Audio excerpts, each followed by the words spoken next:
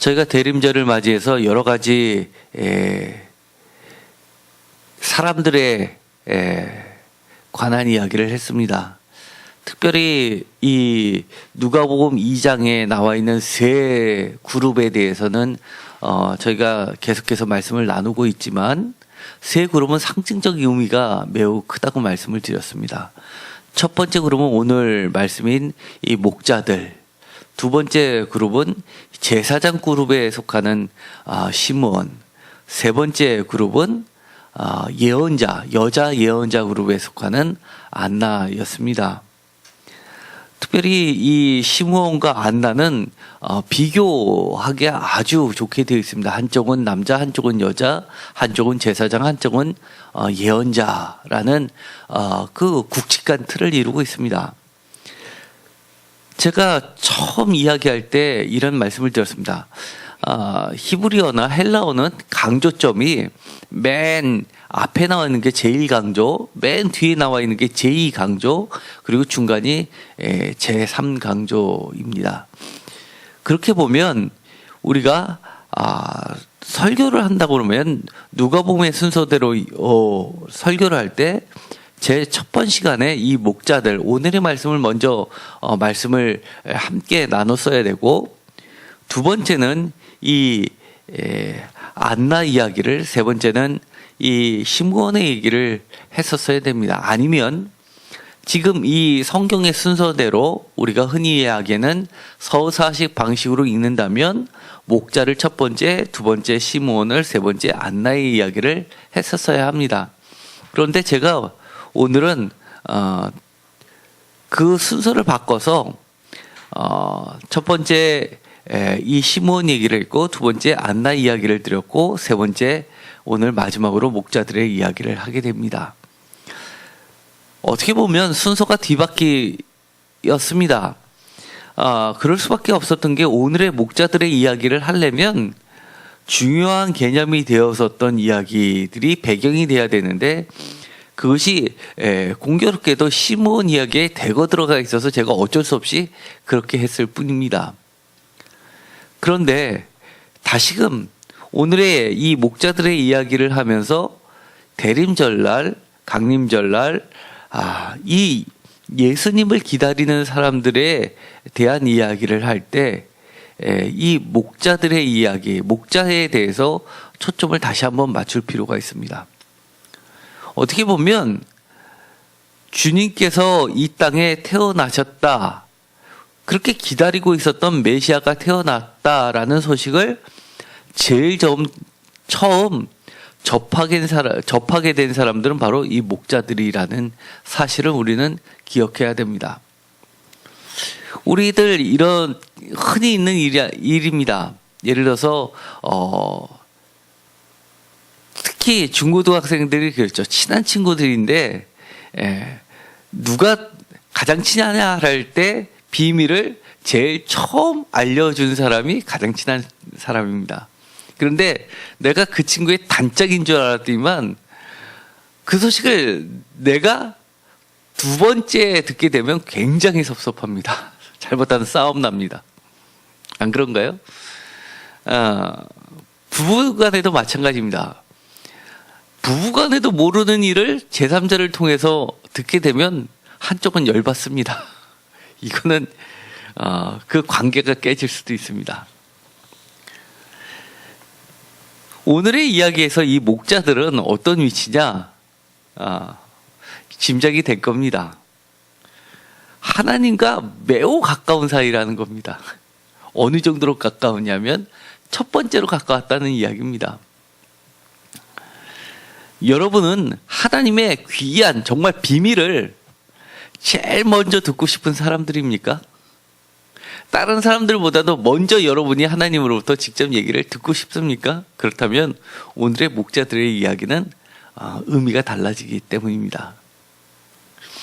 하나님께서 친히 이 땅에 오실 때 그 소식을 전하기 위해서 선택된 사람들이 오늘 누가복음에 의하면, 다른 것이 아니라 누가복음에 의하면 이 목자들이 제일 먼저 선택이 되었다는 겁니다.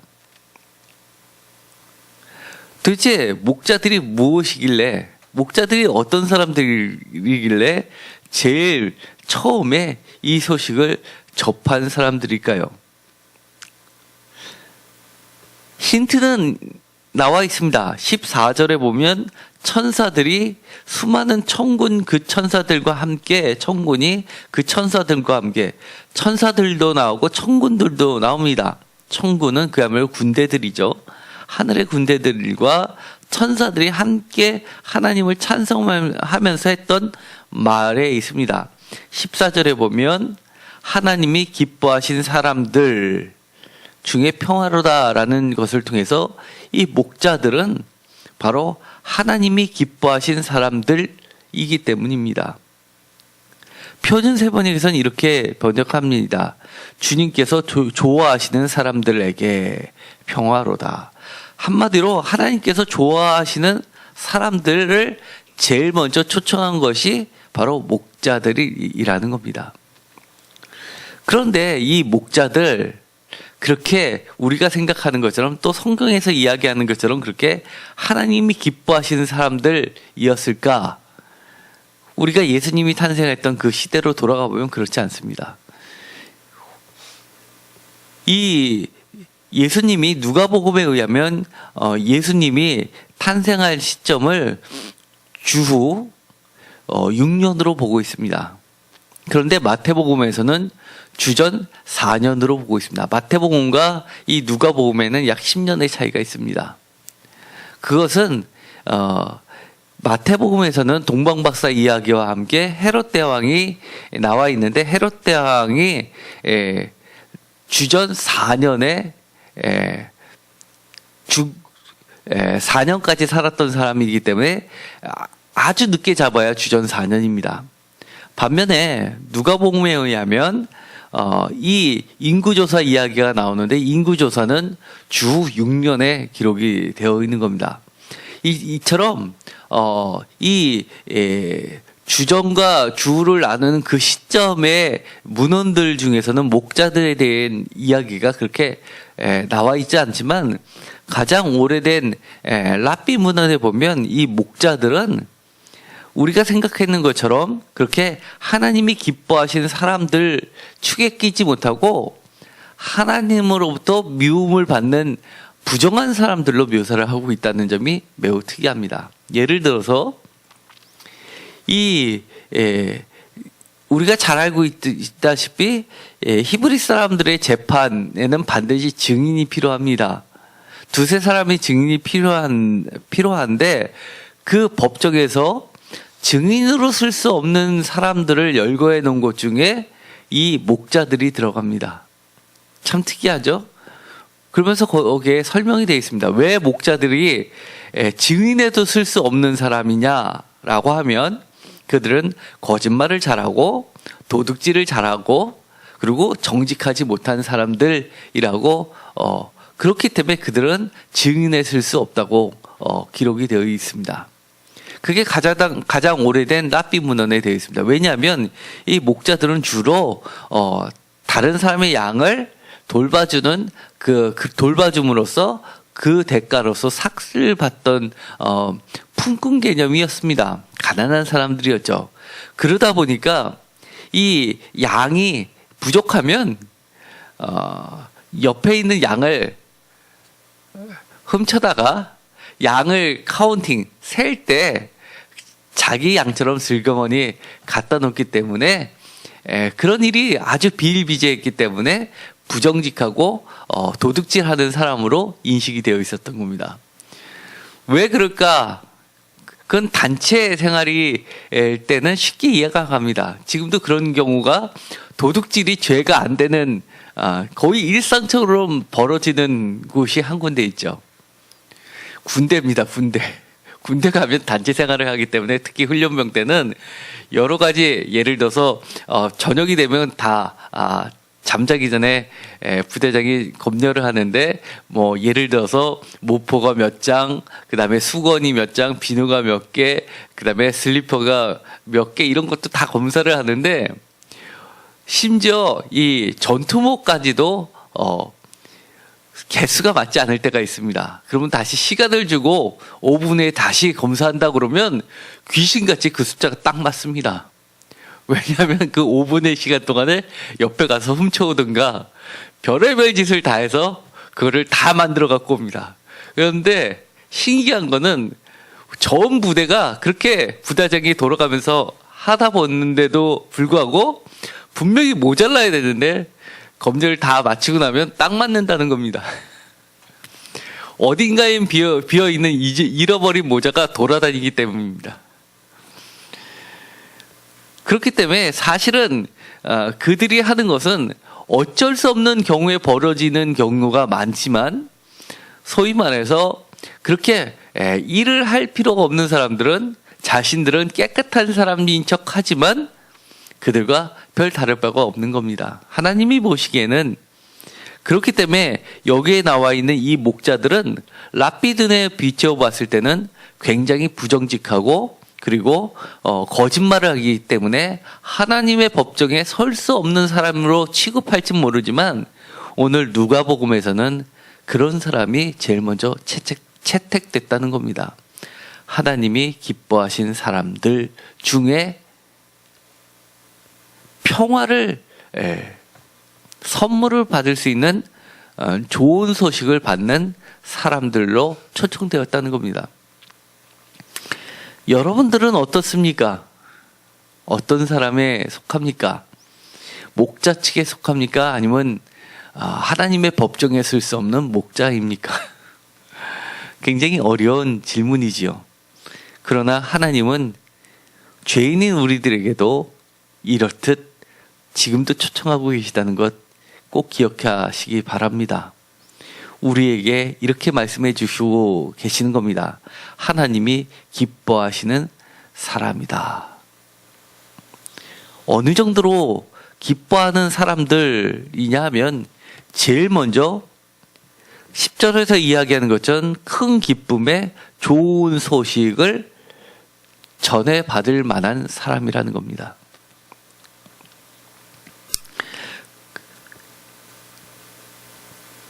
제가 오늘 제목을 이렇게 정했습니다. 예수 그리스도를 기다리다 만난 사람들 세 번째 시리즈로 첫 하늘 복음의 이 땅 첫 전도자 믹담 에델의 목자들이라는 제목을 가지고 말씀을 나누는데요.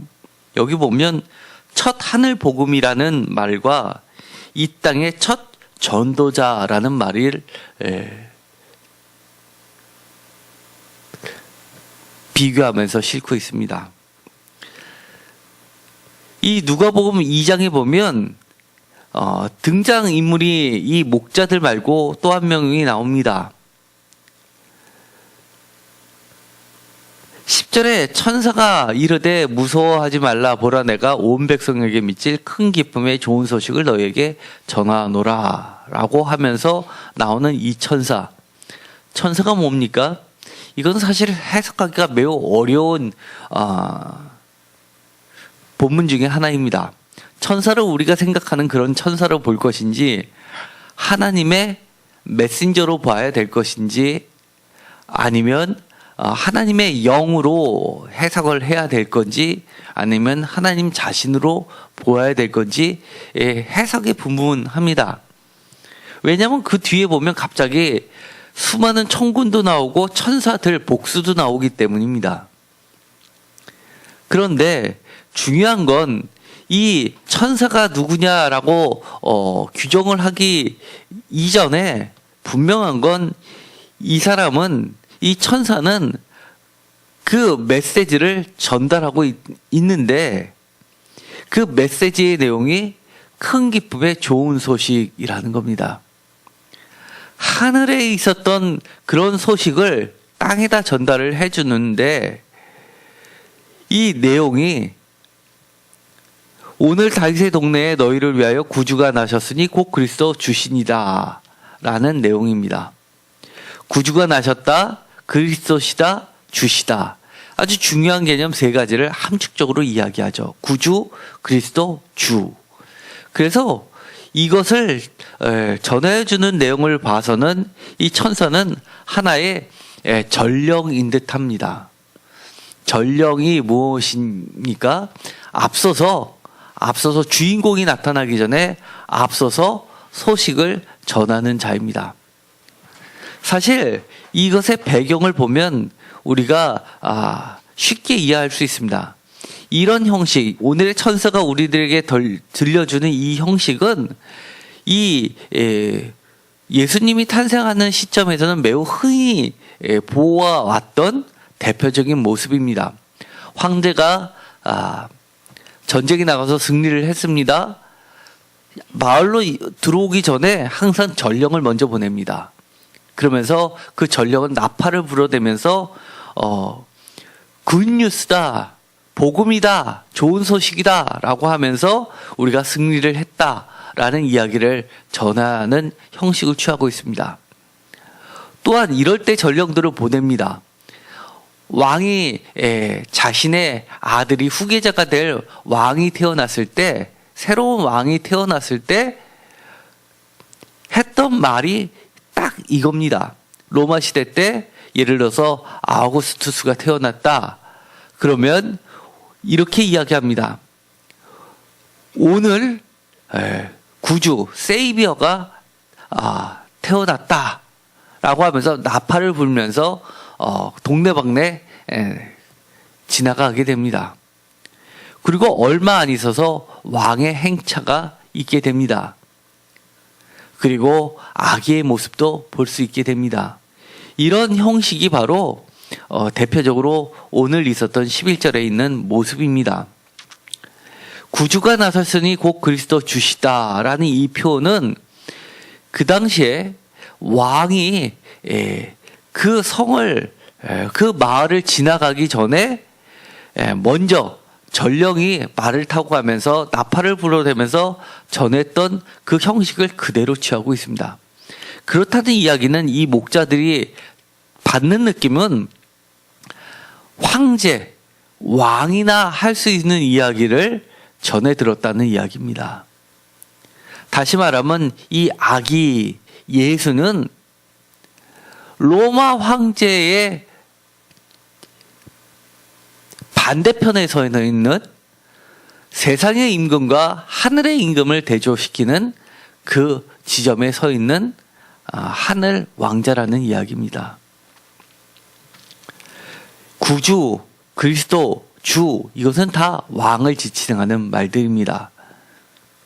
특별히 이 구주라는 말은 다른 복음서에서는 찾아보기 쉽지 않은 매우 드문 말인데, 이 특별히 누가복음과 사도행전에서는 대거 등장하는 말입니다. 누가 진짜 구세주, 구원자이냐라는 것을 이 2장에서부터 처음부터 설명하고 있다는 겁니다. 그리고 또 다른 견해들이 있습니다.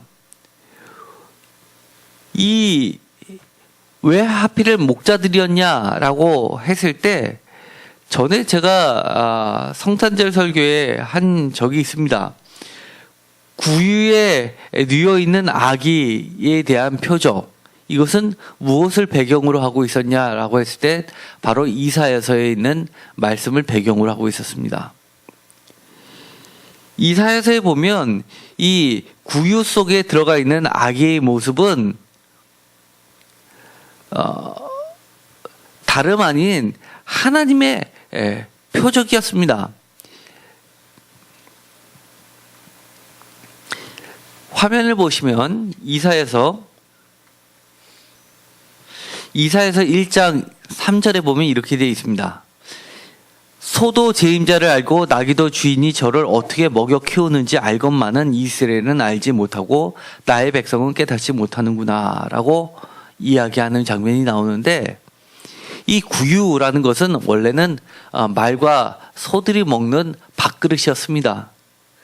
그런데 이사야서 1장 2절 바로 그 전에 보면 하늘아 들어라 땅아 귀를 기울여라 주께서 말씀하신다 라고 하면서 내가 자식이라고 기르고 키웠는데 그들이 나를 거역하였다 라고 하면서 이스라엘 사람들을 야단칠 때 했던 말이 바로 3절에 있는 말씀입니다. 이 구유를 보면 소나 양이나 말들은 그 주인이 누군지를 안다는 겁니다. 그런데도 불구하고 너희들은 내가 너희들을 먹고 키웠는데도 하나님을 주인으로, 하나님을 아버지로, 하나님을 왕으로 깨닫지 못하는 이 이스라엘 사람들을 향해서 책망하시는 게 나옵니다. 그렇기 때문에 이 구유에 누워있는 아기를 보았을 때 그 표적을 제대로 이해할 수 있는 사람들 중에 첫 번째 넘버 원인 사람들이 바로 누구냐 했을 때 바로 목자라는 겁니다. 이 표적을 보고 도대체 뭐지? 이게 무슨 뜻일까라고 고민하는 사람이 아니라 보는 순간 그렇지 할 수 있는 사람들이 바로 목자입니다. 이 구유에 누워있는 아기는 굉장히 흔치 않은 겁니다. 그거는 사실 이해 안 가는 말입니다. 그런데도 불구하고 구유에 아기가 누워있는 모습을 목자들은 주인이 누구였구나 라는 것을 바로 해석할 수 아는 사람들입니다. 한마디로 말해서 이 아기는 하나님이시다 라는 것을 아는 사람들입니다. 사실 이 성경에 보면 목자들의 이야기가 많이 나옵니다. 예를 들어서 에스겔서 34장입니다. 에스겔서 34장을 한번 보도록 하겠습니다.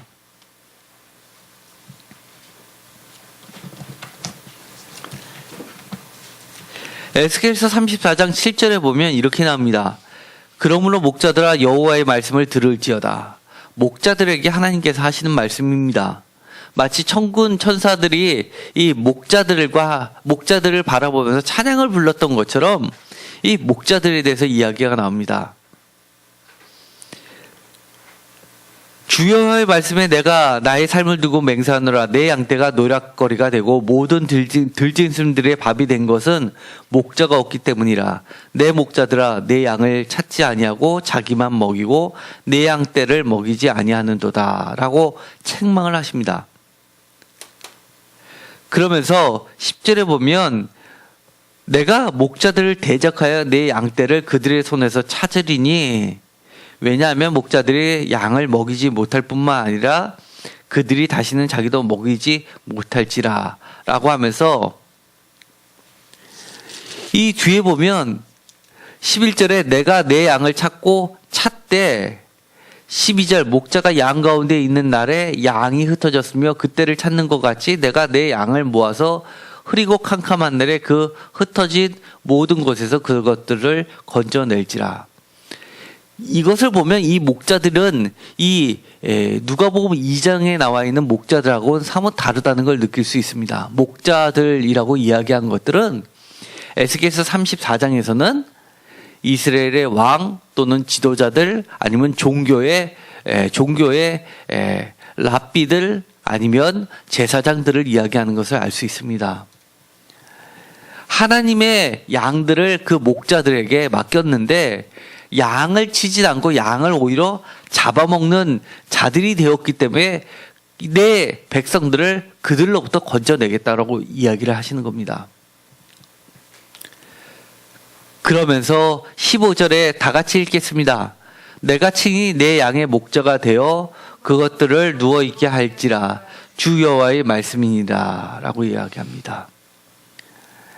이제는 대리자 목자를 세우는 게 아니라 하나님이 친히 목자가 되어 주시겠다라고 약속을 해 주십니다. 그렇게 해서 16절에 보면 잃어버린 자를 다시 찾으며 그 다음에 병든 자를 강하게 하며 상한 자를 싸매주며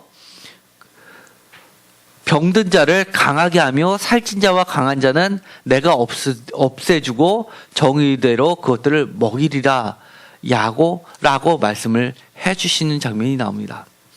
그래서 이 누가복음 2장에 목자들을 초청한 이유는 상징적으로 무엇을 이야기하는 겁니까? 이 이스라엘의 다스리는 자들에게 너희들이 목자가 아니라 내가 이제는 참 목자들을 세우겠다라고 경고장을 날리는 겁니다. 우리가 돌이켜보면 이게 쉽게 이해가 됩니다. 전에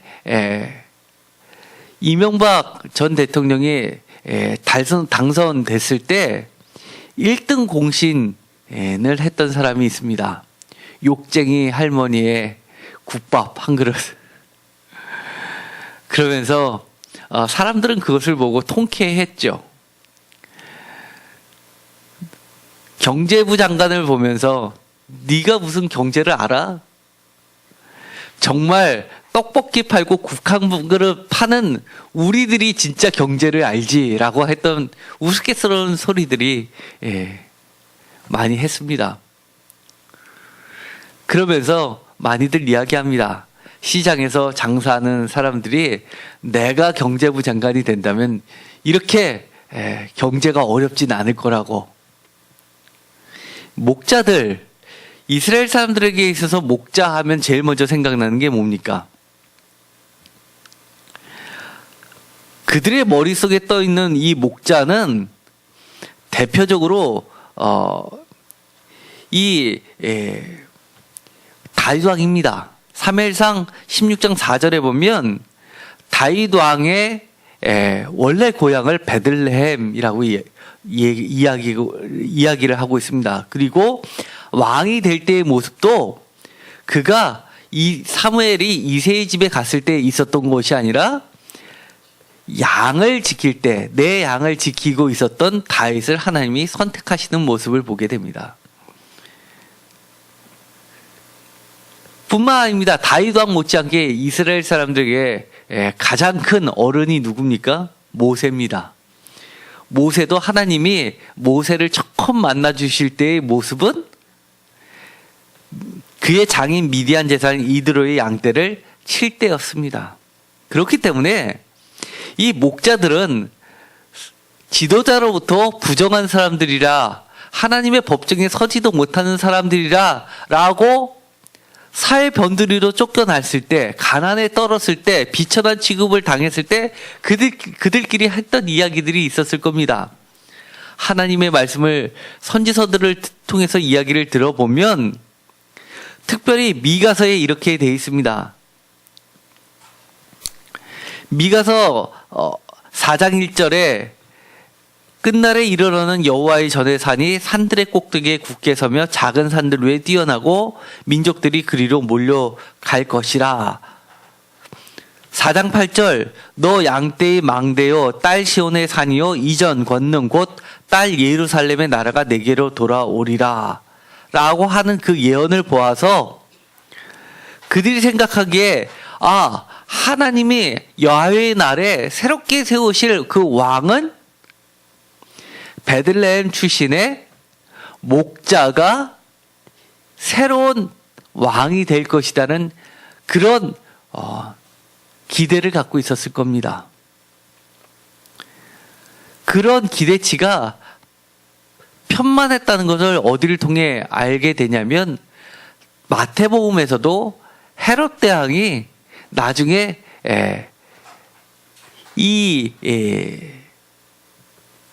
동방박사들을 보냈던 곳도 바로 이 미가서를 근거로 하기 때문에 이 미가서는 저 맨 꼭대기부터 맨 아랫사람까지 다 알고 있던 내용으로 보이게 됩니다.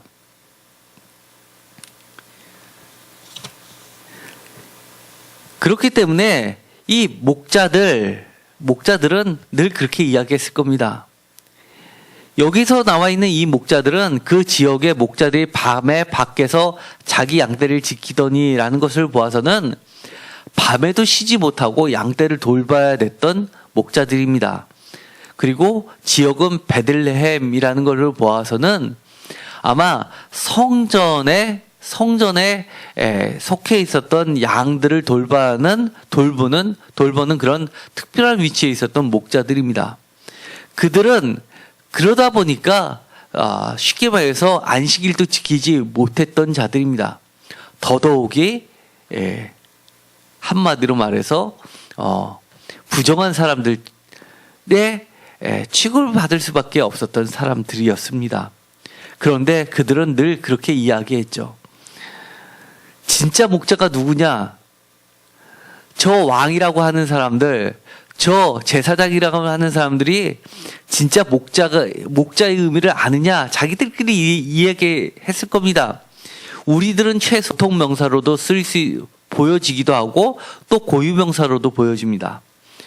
공동번역에서는 양떼를 지키던 망대, 언덕에 자리 잡은 수도 시온아, 내가 잃었던 주권을 도로 찾으리라, 수도 예루살렘의 국권을 되찾으리라, 이렇게 되어 있는데 여기서는 보통 명사처럼 쓰여 있습니다.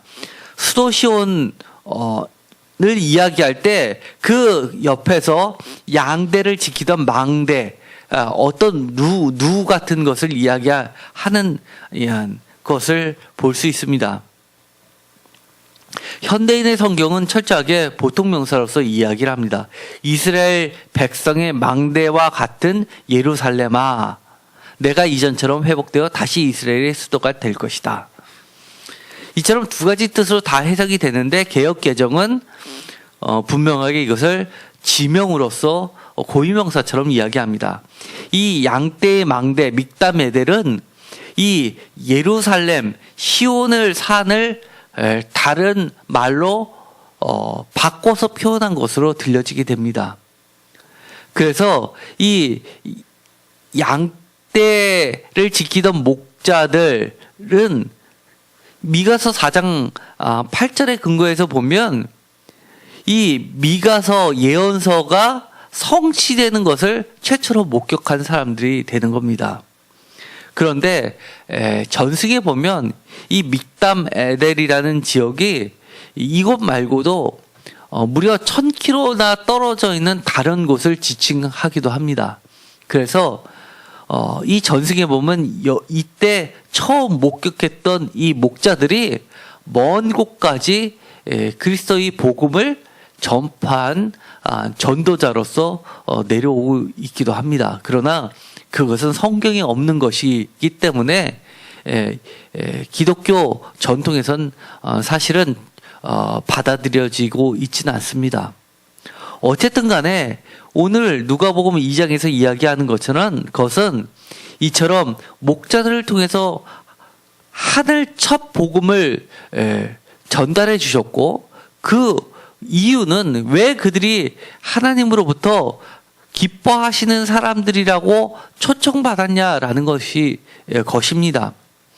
그것은 이들이 사회변두리로 내몰린 약자고 천대받았던 그런 비천한 낮은 자인데 낮은 사람들에까지 하나님의 은혜가 미쳤다는 것을 나타내기도 하고, 또 한 가지는 그들이 보여줬던 태도처럼 정말로 복음을 들었을 때 그 복음을 즉각적으로 반응하는 사람들이었기 때문입니다.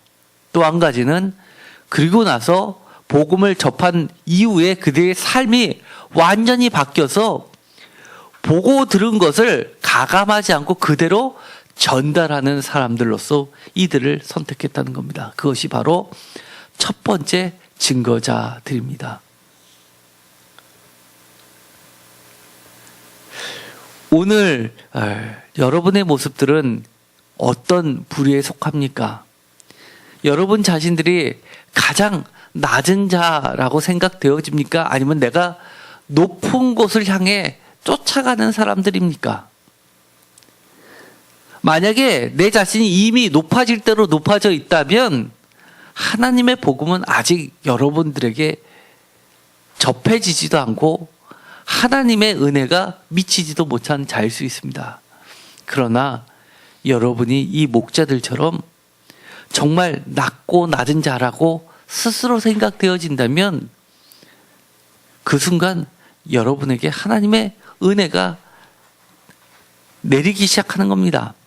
미가서 4장 1절에 이렇게 되어 있습니다. 끝날에 이르러는 여호와의 전회산이 산들의 꼭대기에 굳게 서며 작은 산들 위에 뛰어나고 민족들이 그리로 몰려갈 것이다.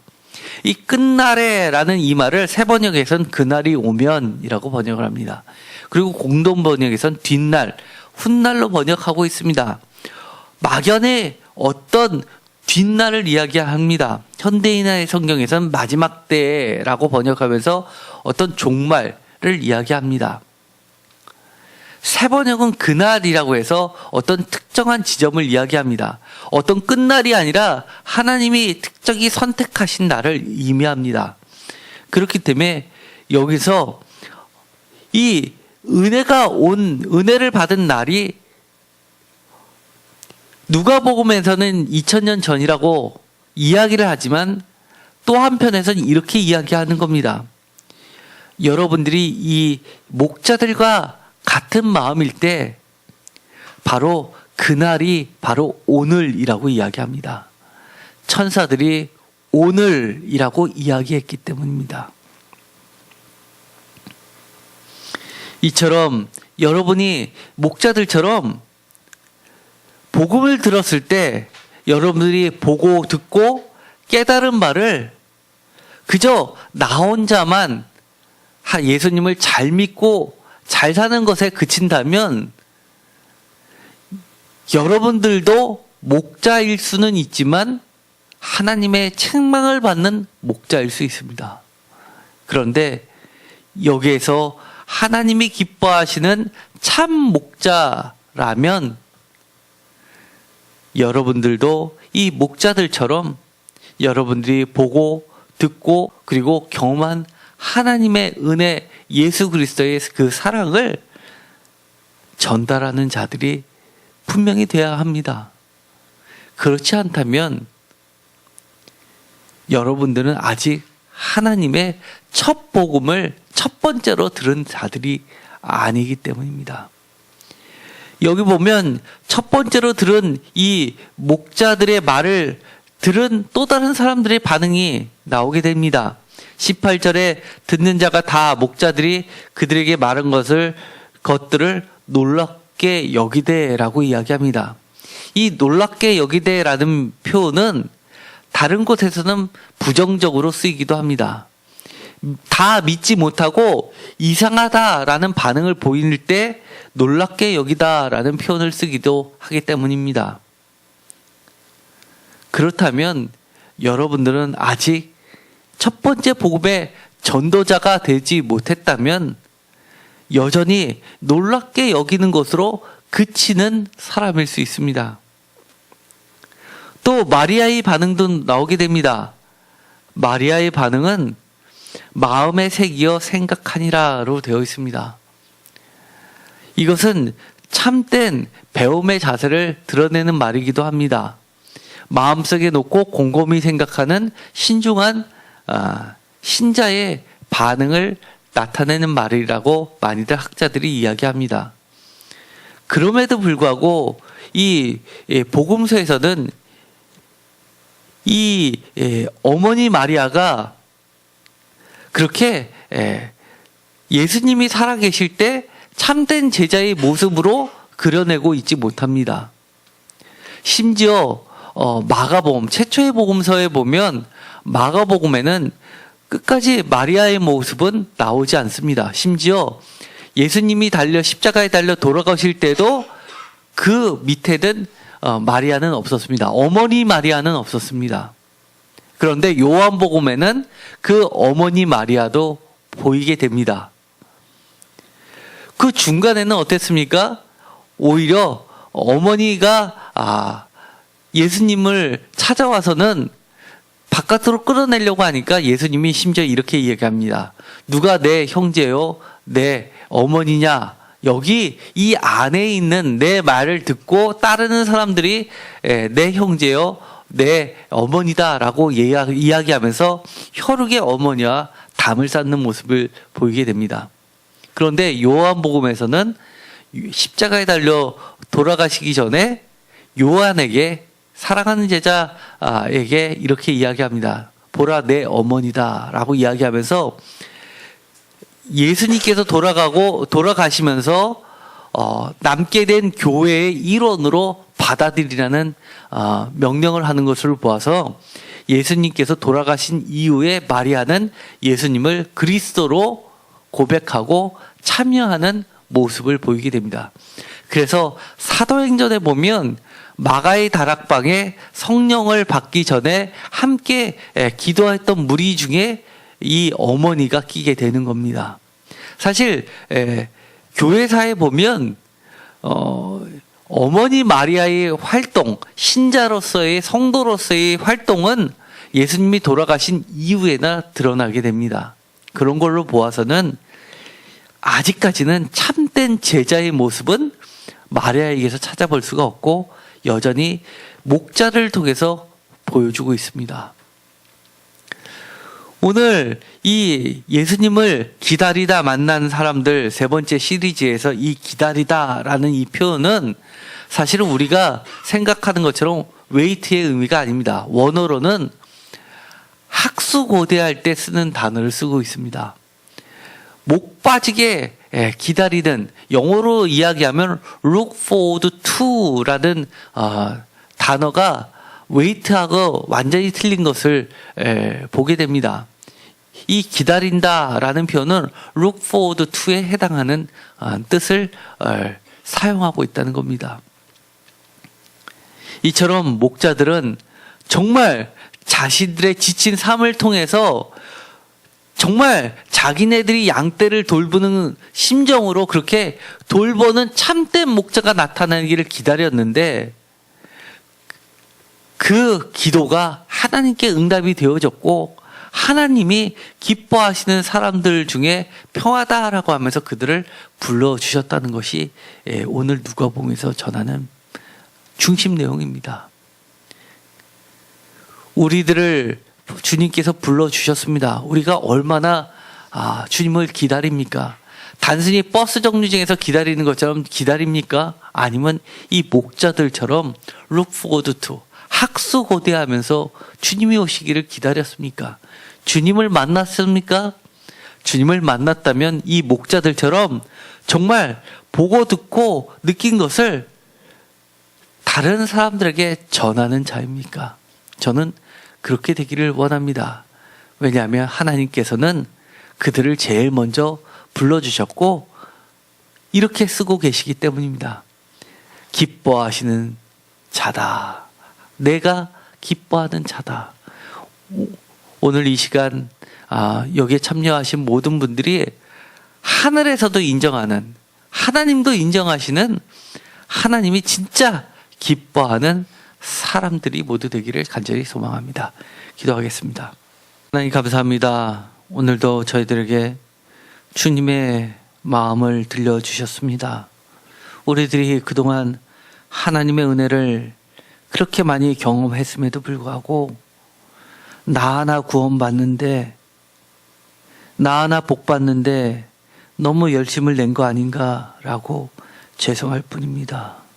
하나님, 오늘 목자들의 이야기를 통해서 우리가 하나님을 증거하는 삶들이 모두 되게 하여 주옵소서. 하나님께서 우리를 불러주신, 초청하신 그 목적을 우리가 바로 깨닫고 이 세상에 참 목자들이 될 수 있게 하여 주옵소서. 참된 목자를 look forward to, 학수고대하는 낮은 자들을 불러주셔서 그들에게 하늘 복음을, 첫 복음을 전해주셨습니다. 그들은 그 말씀을 들었을 때 그 즉시 찾아가서 보고 들은 것을 또 전하는 자들이었습니다. 최초의 증거자였습니다. 우리도 하나님의 기뻐하시는 사람들이 되게 하여 주옵소서. 우리도 하나님을, 예수 그리스도를 우리 삶의 구세주요, 그리스도요, 주라고 고백하고 그것을 전하는 자들이 모두 되게 하여 주옵소서. 예수님의 이름으로 기도드렸습니다. 아멘.